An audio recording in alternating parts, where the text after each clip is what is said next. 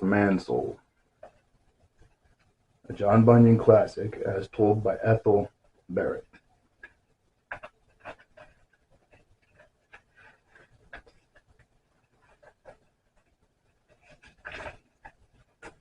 Author's Introduction. The War for Mansoul is written with apologies to John Bunyan, for it is taken from one of his great allegories, Holy War. I was wrong on my intro. His original work is called Holy War. There was a time when I was perfectly sure that nobody but John Bunyan, his printer, and I had managed to make it all the way through his ponderous classic. I read it long before the days when I had to. I read it, not as a study, but because I was avid for a good story, just for the sheer pleasure of it. Then I read the scholars. Their consensus was that Bunyan had gone off in too many directions, had tried to encompass too much in too heavy a framework, had interwoven too many themes in one tale. So went the criticism. The damage had been done. I'd already read the story, and my pristine mind had disregarded all the discursiveness, ignored the counterpoint, and weeded out the extraneous, for I was, you see, hungry in my own soul.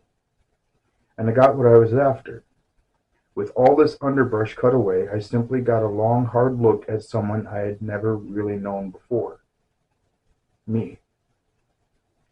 Though this allegory was written in the tradition of the popular story, and Bunyan's laughter resounded loud and clear in spots, I was nevertheless able to look at myself with a coldly clinical eye, with judgment, and yes, with compassion. I wanted to be spiritual. I was not. I wanted to be strong. I was not. I wanted to be humble. I was not. I wanted to be all the wonderful things everyone else seemed to be, but I was not. I was a bundle of inconsistencies and born to trouble as the sparks fly upward. I closed the book astonished, never to be the same again. It is in this spirit that I want to present The War for Mansoul to you, with all the cobwebs swept away. For it is only when Mansoul is you that all the pieces fall into place. The first 3 chapters deal with the fall of man. After that, you are, if I may be so vulgar, on your own. For, from there on out, it is an intensely personal story. It is the story of you. The inhabitants of Mansoul, all of them, are facets of your own personality. The old man and the new. Woven through the subtle temptations, the backsliding, the never-ending skirmishes, the pathetic attempts of Mansoul to extricate itself from Satan, is drama and often ironic humor. And shining through the scene of victory is the glory of God. As the allegorical characters come to life, the super strategy and diabolical cunning of Satan is laid bare. In the dickering scenes, the court trial, the dramatic war between Mr. Godly Fear and Mr. Carnal Security, Bunyan reaches the heights of genius and inspiration. It is not just a story to read, it is an experience. And when you've read it, you will be filled with wonder at how little you love God and how much He loves you. Signed, Ethel Barrett. Now, the cast of characters. The main characters: King Shaddai, who is God; Prince Emmanuel, who is Christ; the Lord High Secretary, who is the Holy Spirit, the Comforter, the Teacher, the one who bears witness of these things and brings them to our mind, who convicts the world of sin, righteousness, and judgment, as Jesus said; Diabolus, who is Satan; Mansoul, who is you; Lord Mayor Understanding; the chief gentry of Mansoul; Lord Will be Will, which is free will. That is a person's free will, self-determination. Mr. Conscience, Captain Resistance, Lord Innocency. Other characters in order of appearance: Diabolus's warlords: Beelzebub, Apollyon, Legion, Electo. Diabolus's aldermen and constables: Mr. Haughty, Mr. Hard Heart, Mr. Pitiless, Mr. Cheating, Mr. Incredulity, alias Unbelief. Captains and standard bearers of Shaddai: Captain Boanerges, Mr. Thunder, Captain Conviction, Mr. Sorrow, Captain Judgment, Mr. Terror, Captain Execution, and Mr. Justice. Captain Faith, Mr. Promise. I do believe these are titles followed by names. So each captain, and then their personal name. Captain Good Hope, Mr. Expectation. Captain Love, Mr. Merciful. Captain Guileless, Mr. Harmless. Captain Patience, Mr. Sufferlong. Mr. Boasting. These are captains of Diabolus. Mr. Boasting, Captain Secure, Captain Bragman, Mr. Feeling, and Mr. Love No Good. Diabolus's other aldermen and constables on trial: Mr. Atheism, Mr. False Peace, Mr. No Truth. Mr. Never Be Good, Atheism's father. Mr. Beastly, Lord Lusting's father. Mr. Love Not, Forget Good's father. Mr. Flatterer and Miss Soothe Up, False Peace's parents. Captain Experience, Mr. Knowledge. Mr. Carnal Security, Destroyer of Mansoul. Mr. Self-Conceit and Lady Fear Nothing, his parents. Mr. Carnal's parents. Mr. God's Peace, Governor of Mansoul. Mr. Godly Fear led Mansoul back to Emmanuel. Mr. Mischief, working undercover for Diabolus. Mr. Profane, his messenger. Mr. Prywell, sleuth for Mansoul. Captain Discipline, an officer who came up the hard way. Inspector Diligence, officer in the Mansoul Bureau of Investigation. Mr. Evil Questioning, Diabolus's undercover agent. Messenger, porters, spies, officers, jury members, witnesses, and handpicked doubters, to be introduced as the story progresses. Prologue. Once upon a time, a long, long time ago, there lived a great king. The name of this king was Shaddai. Now Shaddai had built for himself a great country called Universe, and this country was vast beyond words to describe it. It contained enough planets and galaxies of stars to boggle the imagination. As if this were not enough, he had populated it with angels, and over all these angels he had put one angel wiser and more beautiful than all the others, and this angel's name was Lucifer. Lucifer's task and glory was to carry the government of Shaddai to the angels, and to carry back their worship to Shaddai. The situation was perfect, except for one problem, and that problem was Lucifer. Lucifer was not content with what he had. He wanted to be as powerful as Shaddai himself, and persuaded the angels to rebel. Lucifer was confident the rebellion would be successful. It was not. Shaddai brought powerful judgment upon Lucifer and his followers. They were cast out of heaven and banished to a miserable pit. Lucifer's name was changed from Lucifer to Diabolus. Here is where the allegory wobbles a little bit from the scriptural testimony. Lucifer was not immediately banished to the pit of hell. He has not yet been cast down from heaven, as we read in Job. So it got a little wonky, but geography aside, spiritual realm geography aside, the rest of this is holding pretty true so far. And the story might have ended there, except for one thing. In one corner of the universe was a place called Earth. On it, Shaddai had built for himself a town, Mansoul. Diabolus snapped to attention. The story was not over. The story was just beginning. For Mansoul, remember Mansoul is us, people, human beings, was Shaddai's delight. What sweeter revenge could Diabolus have than to take it? And so we have a great king, a wonderful town that he built for his pleasure, and a wicked giant who hates him. And on these three things hangs a tale of love and intrigue and adventure, a tale of castles and strongholds, of battles and banners and trumpets, of thunder and fire and blood, of princes and lords, or armor shining in the sun, a tale of life and death. It all began when Diabolus decided to take Mansoul for himself. Chapter 1, Conspiracy Amid the Brimstone. I must have Mansoul at any cost, said the giant Diabolus. I will settle for nothing less." He was sitting on his haunches, pushing up little mounds of brimstone as he spoke. His warlords sat around him in a circle in one of the private conference caverns of the pit, eyeing the mounds of brimstone. Periodic spurts of fire erupted from crevices and lighted up their faces, sent their shadows shooting up the sides of the walls. From the huge yawning cavern beyond came an occasional blast of hot air, sometimes rushing through the stalactites and stalagmites with a formidable roar, sometimes winding through with great sighs and moans, sometimes in whispers. "And just how," said one of the warlords, still watching the mounds of brimstone, "do you propose to do this, my lord?"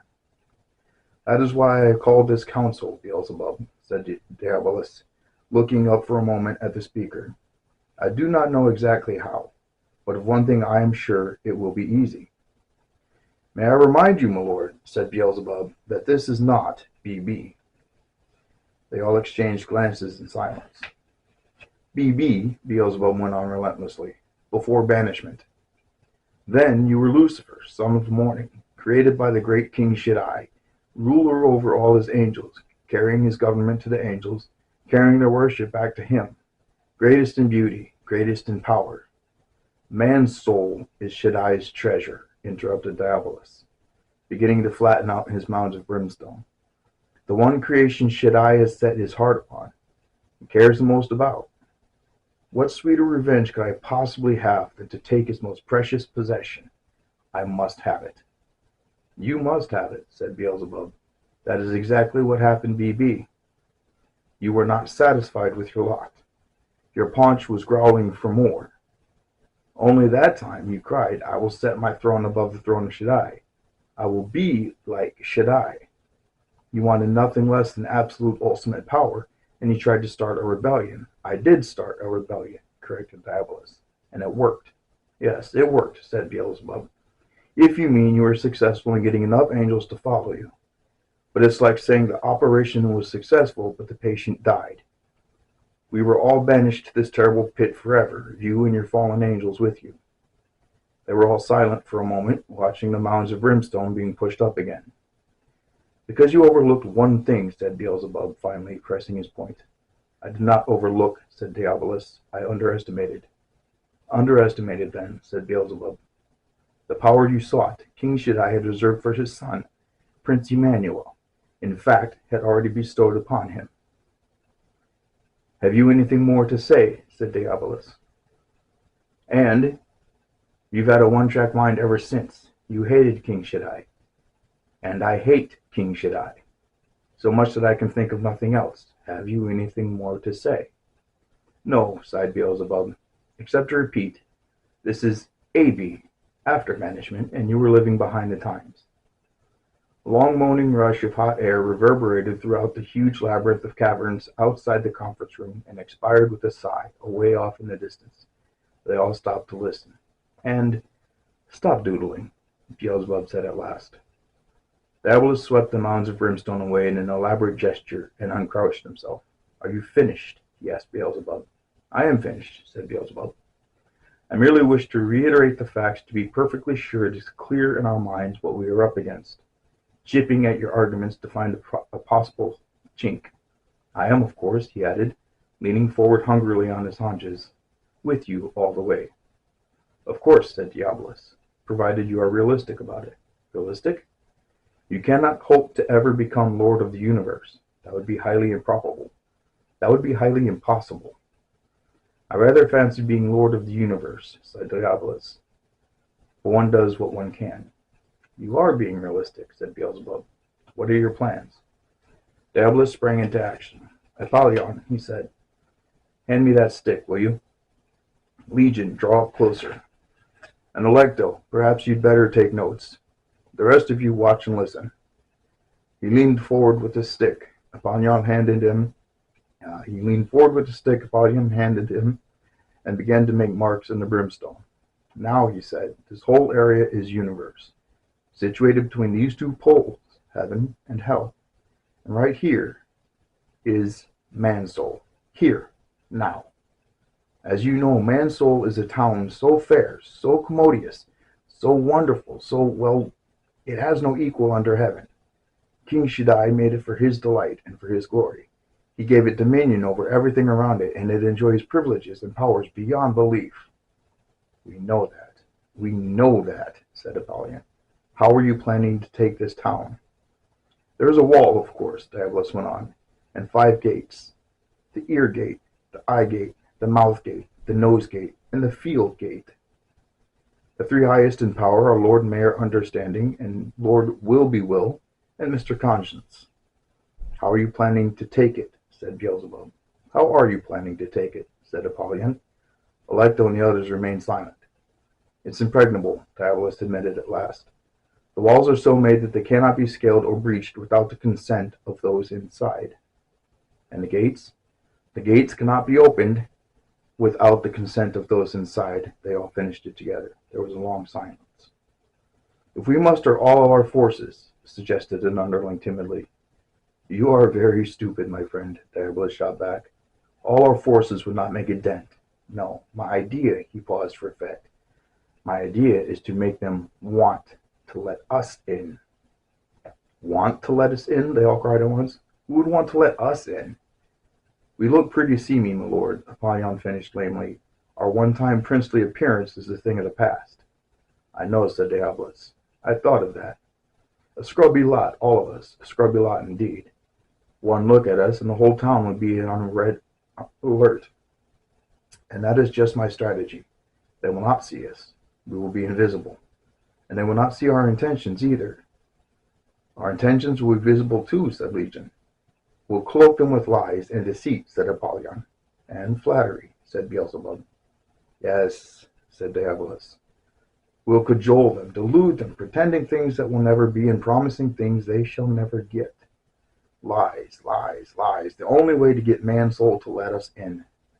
And so our intentions will be invisible, and we will be invisible. That is, all except one of us. And I suggest, he looked around the circle of faces, I suggest that I be that one. By all means, they all cried at once, for you are the genius at deceit, a master liar. The master liar, Diabolus corrected. I say this in all modesty. There has never been my equal. He waited for someone to challenge him. No one did. Well then, he said, now that's decided, the next question is my disguise. What shall it be? They all began to talk at once. A mouse. What could be more harmless than a mouse? No, what could be more stupid than a mouse? It must be something over which they have dominion, but something they respect. One of those beasts Mansoul deems wiser than the rest. Yes, something wise and beautiful. They must be completely disarmed. What do you think? Said Diabolus, pulling up the threads. What do you think of something in the dragon family? A dragon answers all those prerequisites. He waited for their reaction. They sat in silence, thinking of the dragons, slithering along with grace, beautifully colored and shining in the sun. Their eyes narrowed in wicked pleasure. Now that that's settled, Diabolus sat up straight and rubbed his hands together. You, Apollyon, gather your accoutrements of warfare, map out your plans. Prepare to be within bowshot of the town with your army. Have your most skilled sharpshooters crouch to pick off any leaders of the town who might get in the way. You, Beelzebub, gather your demons. Appoint a party of hand-picked scouts to go before us and keep their eyes and ears open. You, Alecto, send Mr. Illpaws to me. I want to use him as my co-speaker in case I should get talked into a corner. And Apollyon, yes, my lord? Apollyon, there is a certain captain who may give us a bit of trouble. He will undoubtedly be one of those on the city wall. His name is Resistance, Captain Resistance. Have one of your best sharpshooters cover him. Yes, my lord. Diabolus turned again to the whole group. That is all. Council dismissed. They straggled out of the conference room in small groups, some talking, some whispering, and their voices echoed endlessly through the huge yawning caverns, melding with roars and sighs and groans of inarticulate whispers. Diabolus rubbed his hands together as he watched them go. He pictured the great army soon to be amassed, invisible but deadly. He pictured the sharpshooters, bows drawn, awaiting the order to shoot. He pictured his herald sounding the trumpet for an audience. He pictured the gentry of Mansoul climbing up to the top of the wall to listen, and he pictured himself disguised as a beautiful dragon. He hurried off to his own den to get his thoughts together and to compose his speech. Of course, Mr. Illpaws would be on hand to leap in the breach at the slightest hesitation on Mansoul's part. That was his forte. Any conversation that faltered in his presence was doomed. Diabolus was enjoying it already, in fancy. He did hope Mr. Illpaws was in fine fettle. The whole idea was quite heady. Chapter 2. A Summons to Mansoul. Lord Mayor Understanding had reached the peak of his morning walk.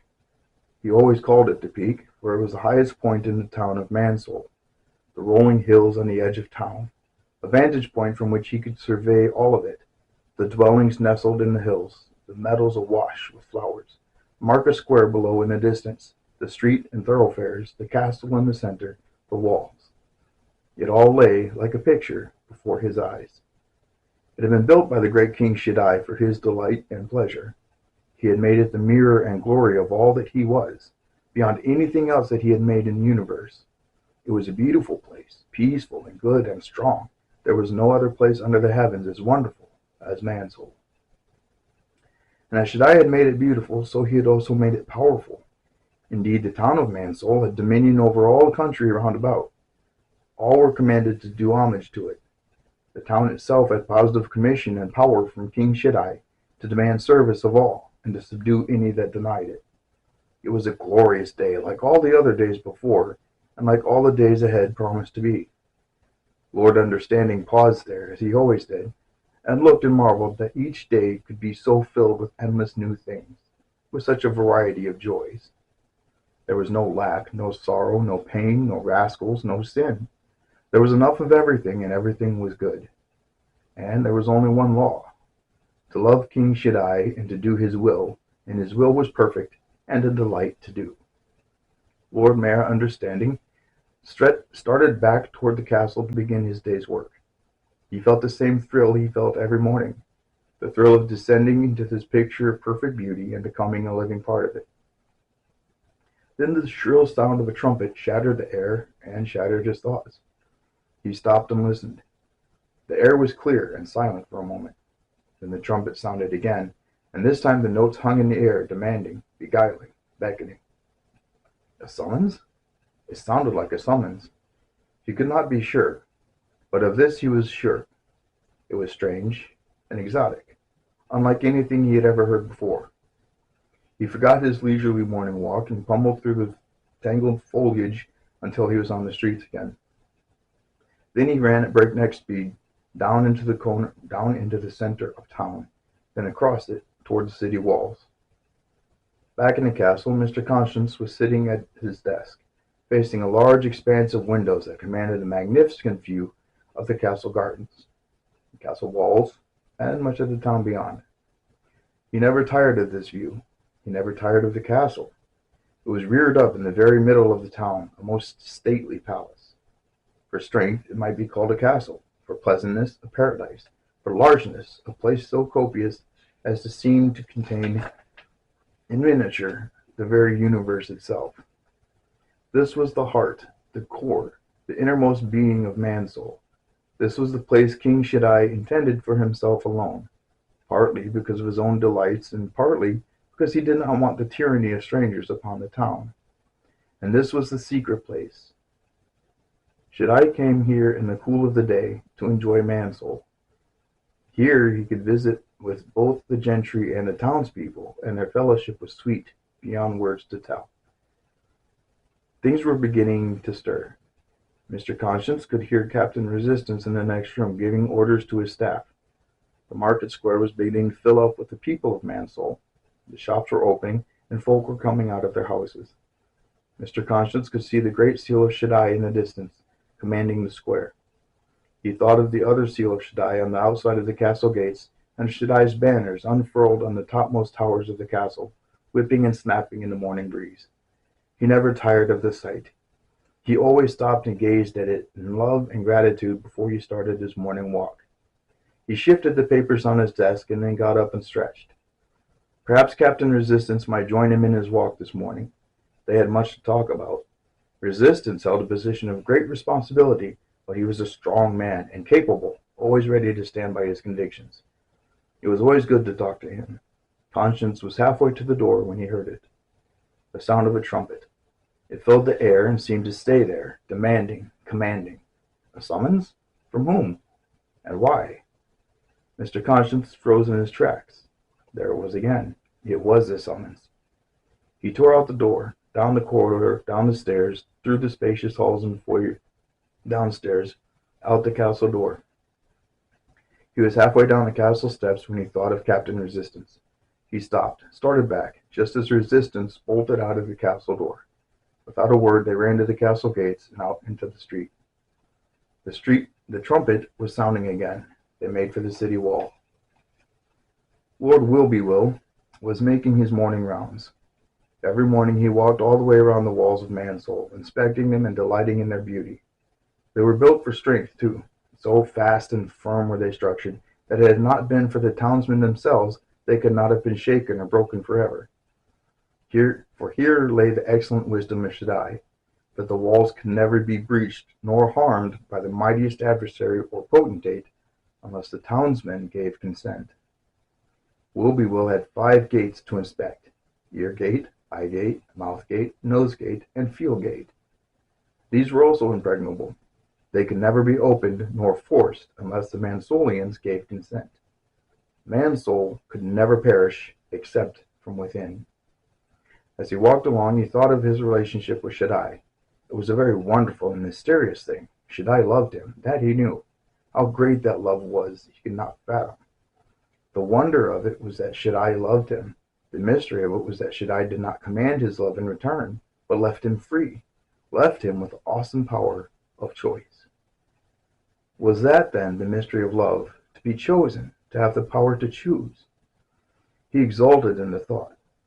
At this moment he did not know that the power of choice made love both the most powerful and the most fragile of all relationships. Nor did he know that while he was exulting over its greatest strength, he was in danger of stumbling over its greatest weakness. The shattering sound of the trumpet almost sent him sprawling. He staggered and would have fallen had he not flailed out at the wall for support. It blasted through him and sent his head spinning. He leaned against the wall, shaken. There it was again, deafening, commanding. A summons? Eargate was just ahead. He ran toward it in his confusion. He thought he saw a figure climbing up the steps to the wall. Almost in the same moment he realized that the figure was real. It was Lord Innocency. His head cleared. It was a summons, all right. He headed for the steps and began to climb them, and halfway up he turned and looked over the streets of Mansoul. The people had stopped in their tracks, listening. Then he saw in the distance Mr. Conscience and Captain Resistance running toward the gate. He stopped, decided to wait for them. Lord Mayor Understanding was somewhere out for his morning walk. He must have heard the summons too. They would all wait for him, thought Will. It would be proper for them to all appear together. He called out to Lord Innocency to wait. Then he sat down on the steps. He wished that it were the cool of the day, and that Shaddai were here, but the wish was only for a moment. After all, he was free to make his own choices.